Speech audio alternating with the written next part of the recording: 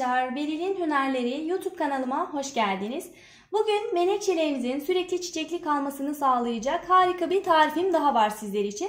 Bu tarifte ne kullanacağım? Şöyle göstermek istiyorum. Bakın, bu muz kabuğu arkadaşlar. Bu şekilde muz kabuklarını suyun içerisine koydum arkadaşlar. Biriktirmiş olduğum muz kabuklarını kavanozun içine doldurdum ve üzerine su ekledim. Bunu yaklaşık bir haftadır bu şekilde bekletiyorum. Birkaç gün bekletseniz de yeterli olur.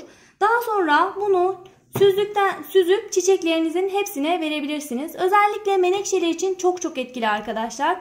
Muz kabuğu yüksek oranda potasyum içerdiği için bu bitkilerinizin sürekli çiçek açmasını sağlıyor. Zaten hazır bitki besinlerinin üzerine okursanız eğer, onların içeriğinde de özellikle çiçek açmasını sağlayan bitki besinlerinin içeriğinde yüksek oranda potasyum var. Bizim de elimizdeki bu muz kabuklarında da yüksek oranda potasyum olduğu için bitkileriniz bol çiçek açacaktır. Şimdi bunu çiçeklerime uygulayacağım. Öncelikle bu şekilde süzüyorum ve süzdüğüm bu karışımı bitkilerime vereceğim arkadaşlar. Bu bitki besinini az menekşelerime vereceğim. Menekşeler çok fazla suyu sevmeyen bitkiler. Bu yüzden çok fazla sulama yapmamalısınız. Az hepsine bir miktar veriyorum. Bu arada ben taşınırken birçok menekşemi dağıttım ve taşınma konusunda sıkıntı yaşayacağım için çok fazla getiremedim ve gördüğünüz gibi birçok yavru menekşem de var. Yapraktan çoğalttım bunları da. Çoğaltılması ile ilgili de kanalımda videolar mevcut. Onları da İzleyebilirsiniz arkadaşlar. Özellikle pet bardakta çoğaltma oldukça kolaylık sağlıyor. Hızlı çoğalıyor pet bardakta. Yine plastik kapları kullanarak peynir kaplarında çok hızlı bir şekilde menekşelerinizi siz de çoğaltabilirsiniz. Ayrıca şunu da belirtmek istiyorum. Bakın, bu menekşelerin çoğu çiçeklendi. Bazıları da çiçekleri yeni açmaya başladı. Bazılarının da gördüğünüz gibi çiçekleri kurudu. Bu aşamada bu kuru çiçekleri bekletmenize gerek yok. Bakın, üzerinde çiçek kalmamış. Bunları bekletmeden hemen koparırsanız ve besin takviyesi yaparsanız çiçeklenme kısa bir süre içerisinde tekrardan gerçekleşecektir.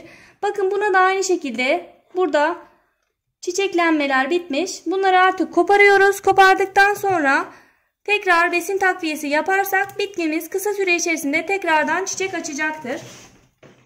Hepsine bir miktar bu muz kabuğu suyundan ilave ediyorum arkadaşlar. Bakın, su yaprağına biraz değdi. Özellikle bunu belirterek söylüyorum. Yapraklara su değdirmemeye çalışın. Ben şu an dikkat etmedim. Biraz yapraklarına su değdi.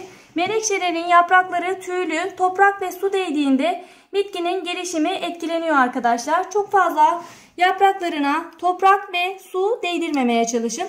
Bu besin takviyesini 15 günde bir yapabilirsiniz arkadaşlar. Ama daha önce de farklı bitki besini tarifi paylaştım sizlerle. Özellikle bitkinizin daha çok çiçek açmasını ve gür çiçek açmasını istiyorsanız yumurta kabuğunu da takviye olarak verebilirsiniz bitkilerinize. Yine sarımsak ve aspirin suyu çok faydalı arkadaşlar.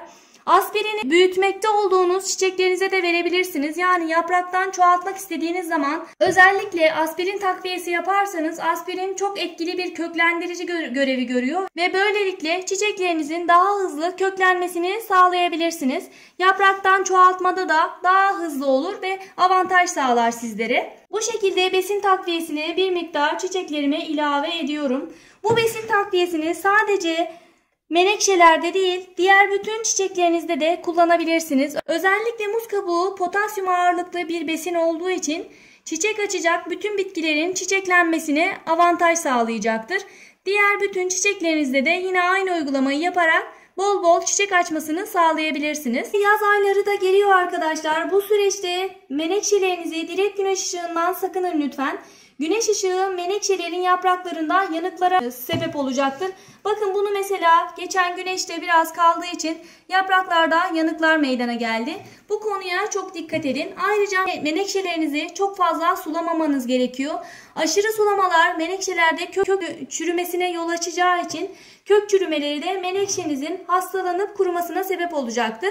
Yapraklarda buruşmalar ve süzülmeler meydana geldiyse bu genellikle kök çürümesinden olur.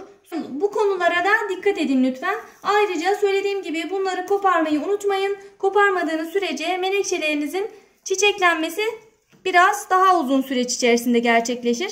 Bunları her zaman budama yapmanız gerekiyor. Yine yaprak budamalarını da sık sık gerçekleştirmelisiniz. Eğer yaprak budaması yapmazsanız, arada bir böyle yaprakları kırmazsanız, mesela şuradan böyle arada bir yaprakları kıracaksınız ki bu menekşe çiçek açmaya devam etsin. Aksi halde sürekli yaprak verir ve çiçek açması azalır. O yüzden gördüğünüz gibi ben bol bol yapraklarını kırıyorum.